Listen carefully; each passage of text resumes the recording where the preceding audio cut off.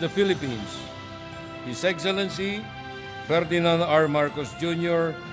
and First Lady Luis Araneta Marcos.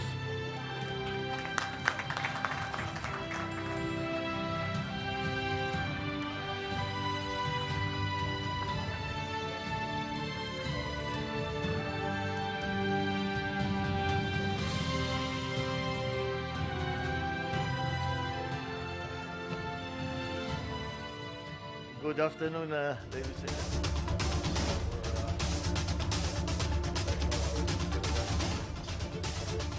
Take your seats.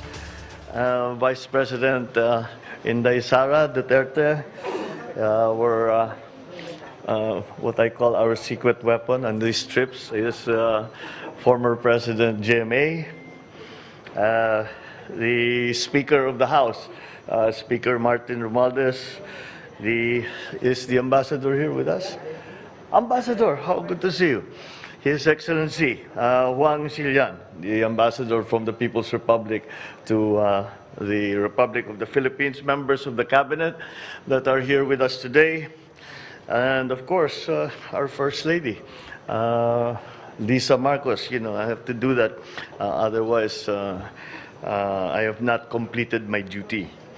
And Pasay District Representative, yes, of course, Antonino Calixto, AFP Chief of Staff, Lieutenant General Bartolome Bacaro, Philippine National Police, you're not here, Senator Aimee Marcos, Philippine National Police Chief General Rodolfo Azurin Jr., my fellow workers in government, ladies and gentlemen, good afternoon. Isang mapagpalang araw at manigong bagong taon sa inyong lahat. I depart today for my 7th foreign travel since assuming the presidency. Upon the invitation of President Xi Jinping, I will be undertaking a 48-hour visit to the People's Republic of China.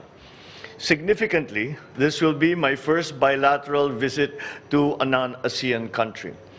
I took a similar journey to China as a young man several decades ago, and I was witness to a historic milestone in Philippine foreign policy as I accompanied my mother, former First Lady Imelda Marcos, in 1976, as she laid the groundwork for the establishment of diplomatic relations between our two countries.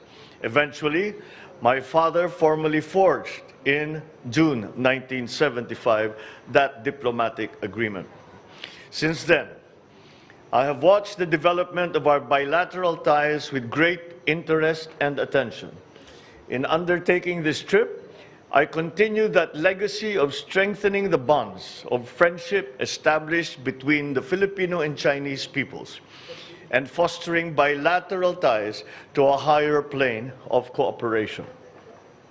Although diplomatic relations between the Philippines and China were established only 47 years ago, our history of friendly exchanges with our northern neighbor goes back centuries. Bilateral cooperation has grown steadily. Today, our ties are deep, multifaceted, and mutually beneficial. China is our largest trading partner, a major source of official development assistance, and before the pandemic, the second largest source of tourist arrivals. As I leave for Beijing, I will be opening a new chapter in our comprehensive strategic cooperation with China.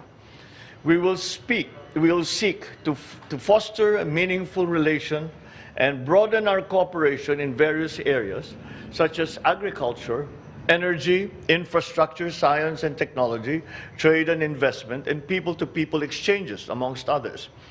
I look forward to my meeting with President Xi as we work towards shifting the trajectory of our relations to a higher gear that would hopefully bring numerous prospects and abundant opportunities for the peace and development to the peoples of both our countries.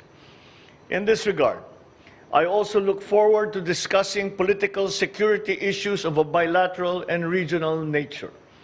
The issues between our two countries are problems that do not belong between two friends such as Philippines and China. We will seek to resolve those issues to mutual benefit of our two countries. We are rising as a nation, recovering from the ravages of a global pandemic.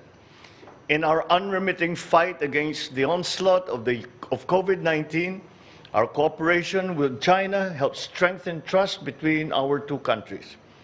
I recall our country's profound appreciation and gratitude when China was there to extend its helping hand in the form of vaccines, personal protective equipment, and technical assistance at the initial onslaught of the pandemic. You were the first to come to our aid. In this upcoming visit, we expect to sign more than 10 key bilateral agreements to add to the over 100 agreements we already have with China. As our doors open up in the new normal, I will invite our Chinese neighbors to once again return to the Philippines as tourists, as students, investors. Aside from sharing the wonders of our archipelago with our Chinese friends, strengthened people-to-people exchanges will allow us to bridge gaps in understanding between our two countries at every level. I shall push for the resumption of tourism and cultural cooperation between our two countries. In Beijing, we will seek to harness the potentials of our vibrant trade and investment relations as we accelerate the post-pandemic growth of our economy. In these meetings, I will be joined by key private sector representatives who have been and will continue to be our partners in boosting our economy. I hope to return home to the Philippines with a harvest of agreements and investments that will benefit our countrymen and further strengthen the foundation of our economic environment.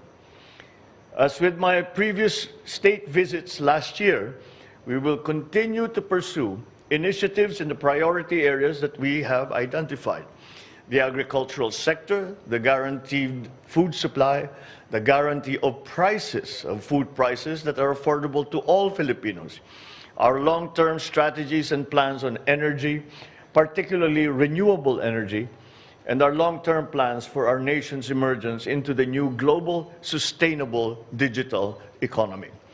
Thank you very much, and wish me luck on this very important trip that we are taking.